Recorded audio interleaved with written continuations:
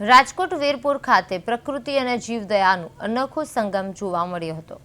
ગાયત્રી મુક્તિધામ સેવા સમિતિ અને ગાયત્રી પરિવાર દ્વારા એક લોક કલ્યાણકારી પરંપરા નિભાવતા સીમ વિસ્તારના શ્વાનો માટે અંદાજે 200 કિલો લાડુ બનાવવામાં આવ્યા હતા।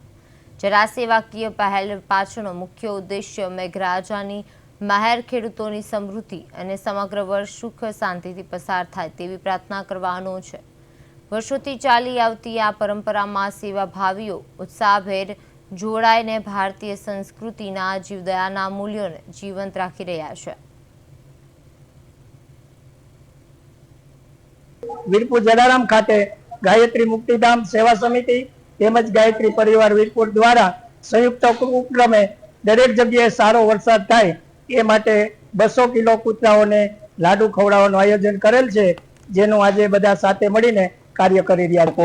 ગાયત્રી મુક્તિધામ સેવા સમિતિ તથા ગાયત્રી પરિવારના ઉપક્રમે આ કૂતરાઓ માટે લાડવાનું સારો વરસાદ થાય એના માટેનું આયોજન કરેલું છે।